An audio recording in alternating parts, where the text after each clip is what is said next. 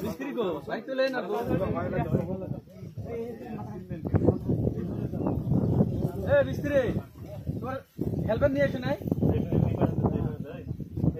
One থাক লম্বা করে টান দিয়ে দাও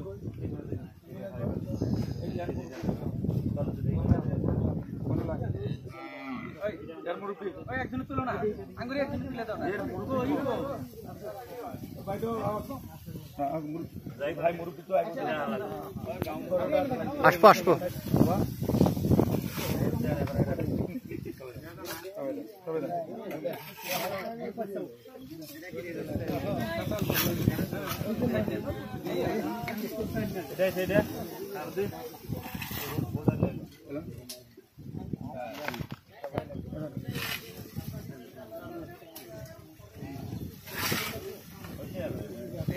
অসমৰ মইতো সদায় কৈ থাকোঁ এটা কথাই কৈ থাকোঁ যে অসমৰ সৰ্বকালৰ সৰ্বশ্ৰেষ্ঠ কৰ্মদক্ষ জনপ্ৰিয় মুখ্যমন্ত্ৰী আমাৰ সকলোৰে শ্ৰদ্ধাৰ ডক্টৰ হিমন্ত বিশ্ব শৰ্মা ডাঙৰীয়াৰ নেতৃত্বাধীন বিজেপি চৰকাৰ দিনৰ পৰা আমি যি দেখা পাইছোঁ যে অসমৰ চাৰিওফালে উন্নয়নৰ এক ধাৰা বৈ গৈছে ঠিক আজি অসমৰ 126 সমষ্টি যেনেকৈ উন্নয়ন হৈছে ঠিক তেনেকৈ আজি মানে এই জলেশ্বৰ সমষ্টি 100% মুছলমান সংখ্যালঘু অধ্যুষিত অঞ্চল বুলি ক'লেও ভুল নহ'ব। এই অঞ্চলত যিটো বিৰোধীয়ে সদায় কৈ গৈছিল যে বিজেপি চৰকাৰ আহিলে মুছলমান এৰিয়াবিলাকত কোনো উন্নয়নমূলক কাম নহয়, কিন্তু আজি দেখা গৈছে যে তাৰ বিপৰীত ছবি। আজি শিক্ষাৰ ক্ষেত্ৰতে কওক, জলেশ্বৰ সমষ্টিৰ এনেকুৱা এখন স্কুল নাই য'ত বিল্ডিং গ্ৰাণ্ট হোৱা নাই। আজি অংগনাবাদীৰ আজি ইয়াতে চাওক একদম নদীৰ নিচেই কাষতে আজি এটা কামৰ শুভ উদ্বোধনী হৈ গ'ল।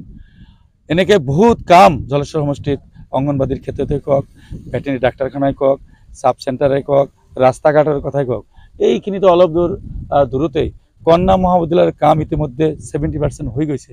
তো গতিকে চাৰিওফালে উন্নয়ন, কেৱল উন্নয়ন, আৰু এইটো সম্ভৱ হৈছে আমাৰ বিজেপি চৰকাৰ অহাৰ পিছৰ পৰা। বিগত কংগ্ৰেছ চৰকাৰৰ দিনত এনেকুৱা উন্নয়ন আমি দেখা নাই। তেখেতসকলে খালি নিজৰ যিমান বিধায়ক মন্ত্ৰী হৈছে কংগ্ৰেছৰ, তেখেতসকলে নিজৰ উন্নয়ন কৰিছে।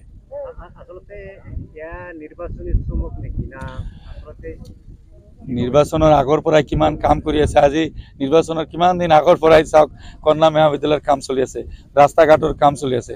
তাৰপিছত কিমান কথা কম। আজি চাওক ৰকিবুল হুছেইন ডাঙৰীয়া আমাৰ এই সমষ্টিত নিৰ্বাচন খেলিব আহিছে। 2012 চনত যেতিয়া বুঢ়াবুৰীত নাও দুৰ্ঘটনা হ'ল, 100ৰ ওপৰত মানুহ তাতে মৰি গ'ল, তেতিয়া কেন্দ্ৰত কংগ্ৰেছ চৰকাৰ আছিল আৰু অসমত কংগ্ৰেছ চৰকাৰ আছিল। তেতিয়া ৰাহুল গান্ধী ডাঙৰীয়াও আহিছিল। 12-13 দিনমান আমাৰ ৰকিবুল হুছেইন ডাঙৰীয়া তাতে বাহৰ পাতি আছিল। ইমান প্ৰতিশ্ৰুতি দিছিল, প্ৰতিশ্ৰুতি কোনো প্ৰতিশ্ৰুতি সেইবিলাক পূৰণ নকৰিলে।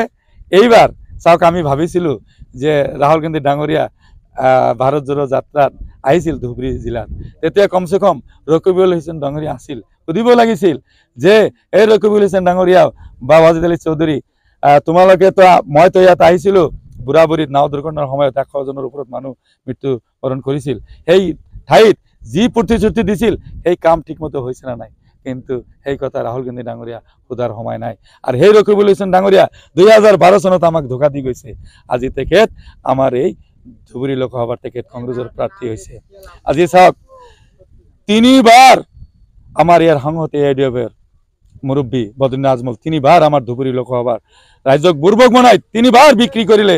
এইবাৰ ৰকিবুল হুছেইন ডাঙৰীয়া পেৰাশুট লৈ আহি নামি আমাক আকৌ বিক্ৰী কৰিব ওলাইছে। কিন্তু চাওক আজি APSC পৰীক্ষাত আমাৰ কন্যা আজি পুৰাভিটাৰ ৰাশিকা ইছলাম, সেই ছোৱালীজনী অসমৰ ভিতৰত প্ৰথম স্থান দখল কৰিছে।